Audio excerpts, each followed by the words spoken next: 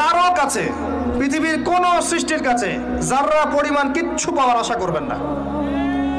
একটু আশা করবেন আপনি কষ্ট পাবেন। কারো কাছে কোনো আশা করতে যায় না, শুধু আল্লাহর কাছে আশা করেন। সমস্ত কাজের প্রতিদান আল্লাহর কাছে চান, পরকালে আপনি সুখে থাকবেন ইনশাআল্লাহ। শেষ হাসি আপনি হাসবেন ইনশাআল্লাহ। এছাড়া আমি কোনো সলিউশন দেখি না ভাই। আমি কলিজা থেকে কথাগুলো বললাম আপনাকে, আর যে কথা কলিজা থেকে বের হয় সেই কথা আপনার কলিজার মধ্যে আঘাত করবে ইনশাআল্লাহ। সব কাজ শুধু আল্লাহর জন্য করেন, কেউ আপনার আপন না। আল্লাহ ছাড়া কেউ আপনার আপন নয়। আপনি ভুল করবেন যদি আপনি অন্য কাউকে আপন মনে করেন। আপনার পলিটিক্যাল লিডার, আপনার প্রশাসনের স্যার, আপনার পরিবারের স্ত্রী, আপনার সন্তান, হাবি হাবি যা যা আছে, যদি মনে করেন আমার আপনজন, আপনি ভুল করবেন। সবাই সবার স্বার্থ চেনে, সবাই সবার স্বার্থ চেনে। শুধু আল্লাহ আপনাকে নিঃস্বার্থভাবে ভালোবাসেন, আল্লাহ পাক স্বার্থ চান না।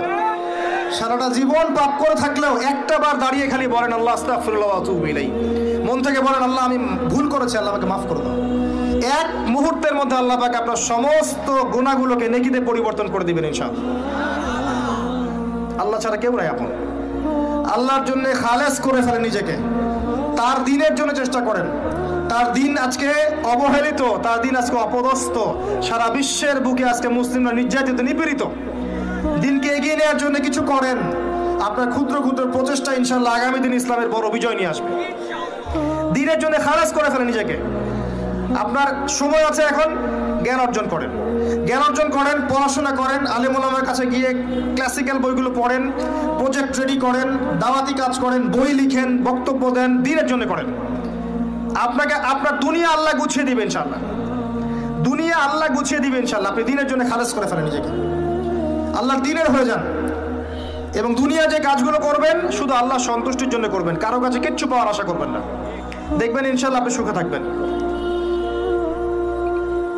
একটা পর্যায়ে গিয়ে নূহ আলাইহিস সালামকে বলতে হয়েছে রব্বি আন্নী মাগলুবুন ফান্তাসির। আল্লাহ 950 বছর দাওয়াত দিলাম, মানুষ কথা শোনে না, মানুষ শোনেই না।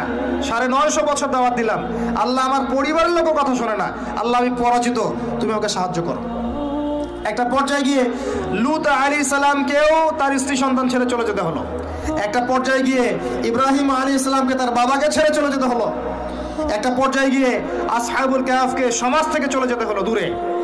একটা পর্যায়ে গিয়ে মুহাম্মদ সাল্লাল্লাহু আলাইহি ওয়াসাল্লামকে হিজরত করে চলে যেতে হলো, সাথে কেউ ছিল না। আল্লাহর জন্যে ভালোবাসা, আল্লাহর জন্যই বিচ্ছেদ। ইতিহাস তাদেরকে ভুলে যায় নাই। তো একটা পর্যায়ে গিয়ে